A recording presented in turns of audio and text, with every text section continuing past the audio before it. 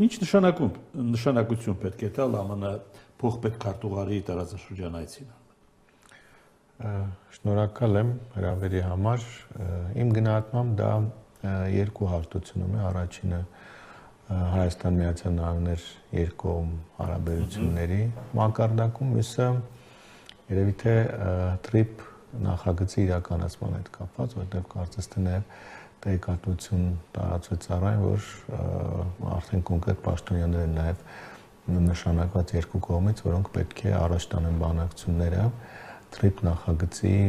առանձին դետալային քննարկումների մասով, եթե այս բան եղած հրապարակային տեղեկատվության այդ մակարդակում նման վերլուծություն կարելի անել։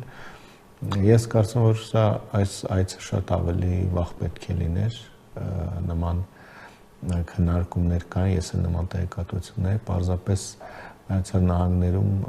այդ շատդաունի պատճառով կամ ընդամենը օրեր առաջ կրկին պետական համակարգը սկսել աշխատել, այցը հետաձգվում էր, բայց սպասված էր, պես արդեն նշեցի, որտեղ հայկական կողմից նկատում է շահագրգռվածություն գործընթացն արագացնելու հետ կապված։ Դե հայ-ամերիկյան աշխատանքային խմբեր կստեղծվեն, դա հայտարարվեց պետքարտուղարի տեղակալի Երևան այցի ժամանակ։ Իսկ Ադրբեջան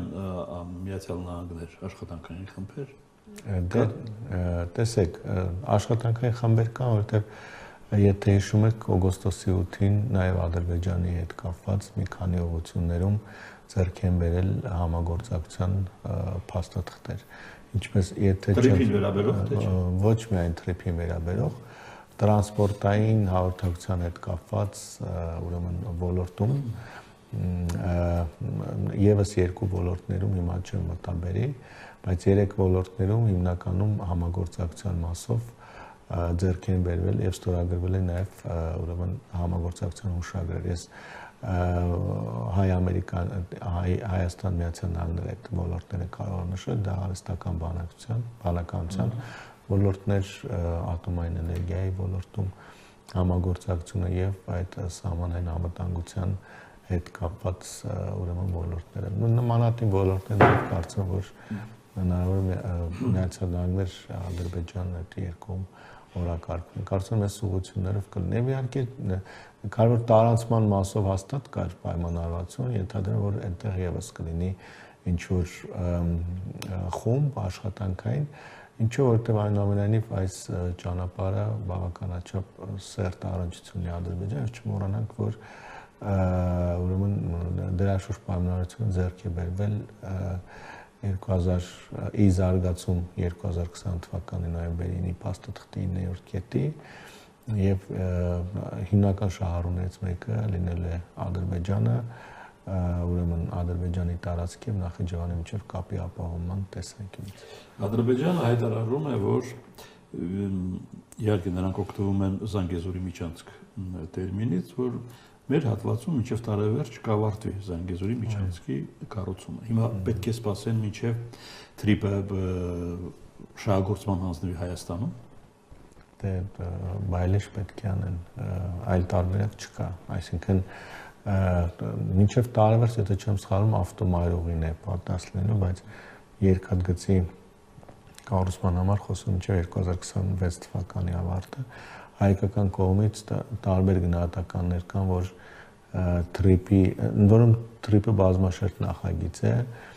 երկաթգծի եւ ավտոճանապարհի կառուցումը կարող է մի փոքր ավելի ուրեմն տևական լինել, ժամանակատար լինել, բայց օրինակ էներգագծերի մասով կամ խողովակաշարի անցկացման մասով գուցե process-ն ավելի արագ հնարավոր լինի իրականացնել, բայց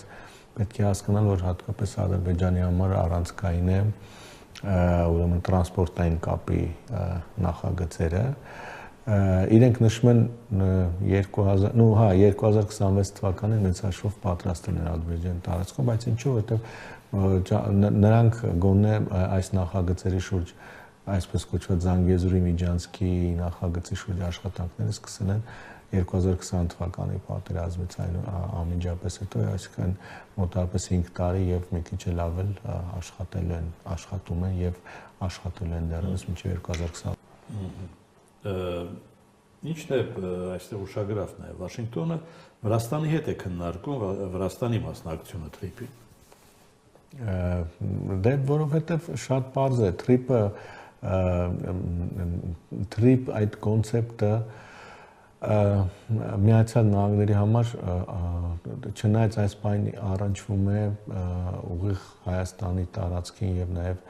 Հայաստան-Ադրբեջան հարաբերություններին, բայց իմ գնահատմամբ ինքը շատ ավելի մասշտաբային նախագիծ է։ Եվ օրինակ ես ունեմ տեղեկատվություն, որ փորձել են ներգրավել նաեւ կենտրոնասիական երկրների այս նախագծի մեջ, այսինքն որը դառնալու էր այս տարածաշրջան ակտիվացել է այդ ուղղությամբ։ Այո, այսինքն Միացյալ Նահանգների սա ընդհանուր կոնցեպտն է Հարավային Կովկասում եւ Կենտրոնական Ասիայում կոմունիկացիոն տարաբնույթ նախագծերի իրականացման։ Ես որոշակի նմանություն եմ տեսնում, այսինքն մոտեցումների նմանություն եմ տեսնում Աբրահամյան համաձայնագրի, թե ինքը իր սկզբանը Իսրայելի եւ մի քանի արաբական երկրների միջև ուրեմն խաղաղության հաստատման եւ հարաբերությունների կարգավորման փաստաթուղթը հիմա ավելի ինլայնվել է շրջանակ, անգամ Ղազախստանն է դրան միացել, հիմա նույն տրամաբանությունը, այսինքն կրկնում եմ մոտեցման տրամաբանությունն էլ կարծում եմ TRIP-ի մասով է, ինքը ավելի մեծ Հարավային Կովկաս եւ Կենտրոնական Ասիա տարանցման նախագծերի վերաբերյալ գոնե գաղափար կա դրանում դրած։ Ռուսաստանը հարմարվում է այս process-ին, թե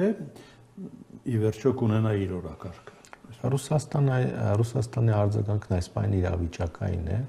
որովհետև կարծում եմ իրենք էլ մեծ հաշվով չեն հասկանում կամ չեն պատկերացնում, թե ինչպես այս process-ն ընթանալու, բայց ըստ իրավիճակի որոշակի արտահայտություններ, որ չեն էլ հավատում։ Այո, չեն հավատում, բայց ըստ իրավիճակի, ըստ Ադրբեջան-Հայաստան հարաբերություններում արձանագրվող միտումների, գործընթացների փորձում են որոշակի ներգրավվածություն ապահովել։ Օրինակ, նույն այդ Ադրբեջանի կողմից դեպի Հայաստան տարածման արգելքը հանելու այդ որոշումից հետո փաստացի հայտարարած, որ առաջին օգտվողը կամ առաջին կիրառողը այդ գծի Ղազախստանն է, բայց փաստացի Ռուսաստանից ուղեբեռը շատ ավելի արագ եկավ եւ հասավ Հայաստանի Հանրապետություն։ Մենք տեսնում ենք բարբերաբար արտգործնախարարության կողմից հայտարարություններ, որ իրենք եւս պատրաստ են նպաստելու երկու երկրների միջև հարաբերությունների կարգավորմանը, հիշեցնում են իրենց հարթակները, փաստաթղթերը եւ այլն։ Այսինքն Ռուսաստանը փորձում է այնուամենայնիվ այսպես ձեռքը տարածաշրջանային գործընթացների զարկերակին պահել, ինքը նախաձեռնողականություն չդրսևորել, բայց որոշակի process-ների համատեքստում ունենալ ներգրավվածություն, ես այսպես եմ գնահատում։ Երեք բարբերաբար հիշեցնել է նաև այդ կոնտեքստում։ Այդ կոնտեքստում է, որովհետև նաև շատ լավ հասկանում եմ, որ այս բանին ավելի, այսինքն ինքնուրույն ինչ-որ բան նախաձեռնելու իրենք հնարավորություն չունեն, էներգիա չունեն եւ ավելին տարածաշրջանում ռուսական կողմից նման նախաձեռնությունների որևէ մեկը չի սպասում։ Իսկ 3+3-ը այն ձևաչափն է, որը մի քանի տարի արդեն իսկ օրակարգում կա եւ նրանք ակնկալում են, որ այս ձևաչափի առաջպահման մասով գոնե կան շահակիցներ, առնվազն Թուրքիան եւ Իրանը եւ սա է պատճառը, որ այդ օրակարգի մասին բարբերաբար հիշեցնում են, չնայած տեսնում եմ, որ հետաքրքրություն մեծ հաշվով այդ ձևաչափի հետ կապված բուն տարածաշրջանի ներսում Հարավային Կովկասում չկա։ Այսինքն Ռուսաստանը մոռացել է նաև նոյեմբերի 9-ի համաձայնագիրը։ Ռուսաստանը հիշում է, բայց այս պահին երևի թե անհրաժեշտություն չի տեսնում դա հիշեցնելու, որովհետև բացի հիշեցնելուց հետո պետք է առաջարկվի նաև օրակարգ, ինչպես է վերակենդանացվում այդ ձևաչափը, բայց քանի որ ինչպես արդեն նշեցի, Ռուսաստանը չունի ծրագրեր այս պահին գոնե կրկին խորը ներգրավվածություն ունենալու Հարավային Կովկասում, այս պահին նման կարգի հիշեցումներ չի իրականացել։ Դե չէ, նոյեմբերին այն առանցքային փաստաթուղթն եւ այդ ֆորմատը այն առանցքային ֆորմատն է, որը առնվազն այս պահին դեռևս հնարավորություն է տալիս Ռուսաստան չի տալիս, բայց պահպանում է հնարավորություն ցանկության դեպքում, տրամադրվածության դեպքում, նպատակների դեպքում փորձել վերադառնալ ուրեմն տարածաշրջան։ Բայց Բաքվի եւ Երևանի միջայժմ գոնե վարկագիծը վկայում է, որ օգոստոսի 8-ը փակել է նոյեմբերի 9-ի հարցը։ Դե այո, մեծ հաշվով ես ելի եմ կարծեմ նշել ձեզ մոտ, որ Բաքվի ամենակարևոր մղումներից մեկը Վաշինգտոն հասնելու նոյեմբերի 9-ը փակելու, ընդհանրապես փակելու ամբողջական փաստաթուղթը եւ ձևաչափը, այսպես պատմական անցյալում թողնելու միտումն է եղել, բայց Ռուսաստանի համար սա մնում է այնուամենայնիվ անգամ Վաշինգտոնից հետո որևէ մեկը փաստացի չի հայտարարել, որ այսինքն 3 դերակատարներից Հայաստան, Ադրբեջան, Ռուսաստան որևէ մեկը չի հայտարարել, որ նոյեմբերի 9-ի փաստաթուղթը այլևս օրակարգում չէ, պարզապես այսպես էքսպերտային մակարդակում վերլուծությունների արդյունքում գալիս ենք նրան, որ այդ փաստաթղթից որևէ կետ ըստ էության չի մնացել, որ կարելի է ուրեմն դա շրջանառելով ֆորմատը ակտիվ պահել։ Հիմա ցանկացած պահի, եթե բարենպաստ միջավայր լինի, այդ փաստաթուղթը վերակենդանացնելու հնարավորություններն այս պահին պահպանվում են։ Դա կրկնում Ռուսաստանի համար ստեղծում է դեռևս հնարավորություն Հայաստանում, եթե համապատասխան ներքաղաքական միջավայր լինի, կարծում Հայաստանը եւս կարող է այդ օրակարգը առաջվել, առնվազն օրինակ գոնե Ռոբերտ Քոչարյանի վերջին հարցազրույցում մի քանի ակնարկ կարվեց այդ ուղղությամբ։ Ադրբեջանի դեպքում չեմ կարծում, որ Ադրբեջանի մեծագույն ձեռքբերումներից մեկն է Վաշինգտոնի համաձայնությունից հետո առան, որ նոյեմբերի 9-ի փաստաթուղթը այլևս գոնե Հայաստան-Ադրբեջան երկկողմ այս բան եղած հարաբերությունների մակարդակում օրակարգից դուրս է թողնված։ Այսինքն Ռուսաստանը շահագրգռված կլինի Հայաստանի ներքաղաքական շրջադարձով որոշակի։ Դե կարծում այո, եւ չի բացառում, որ այս ուղղությամբ նաեւ աստիճանաբար սկսվի քարոզչական աշխատանք տանել, որովհետեւ նոյեմբերի 9-ը կրկնում դա այն փաստաթղթային ձևաչափն է, որը թույլ է տալիս Ռուսաստանին իրավական առումով թույլ է տալիս եւ նաեւ հնարավորությունների առկայության դեպքում թե Հայաստանի, թե Ադրբեջանի ուղղությամբ քաղաքականություն մշակելու եւ ինչ-որ քայլեր իրականացնելու։ Այսինքն Հայաստանի նախընտրական օրակարգում կձևավորվի հստակ քաղաքական ուժ, թեև մենք գիտենք մոտարապես ովքեր են հարում այդ կոնցեպտին, վերադառնալ նոյեմբերի 9-ի, վերադառնալ ռուսական ազդեցության։ Դա ավելի լայն կոնցեպտով կարծում եմ, որ կներկայացվի Արցախի հիմնախնդրի հետ կապված, այսինքն Արցախահայերի վերադարձի հնարավորություն, անվտանգային կայուն մեխանիզմների կիրառման միջոցով եւ բնականաբար այդ առումով ֆորմատը, որը կարող է կրկին վերակենդանացվել, դա նոյեմբերի 2020 թվականի նոյեմբերի 9-ի փաստաթուղթը, չնայած որ եթե չեմ սխալվում, գոնե ռուս խաղապահների ներկայության հաշվով դա ուներ ժամկետներ եւ մոտավորապես այս ժամանակահատվածում այդ ժամկետները լրանում են, բայց որևէ կերպ կրկնում եմ, դա չի բացառում, որ եթե գնա ձևաչափի ակտիվացման գործընթաց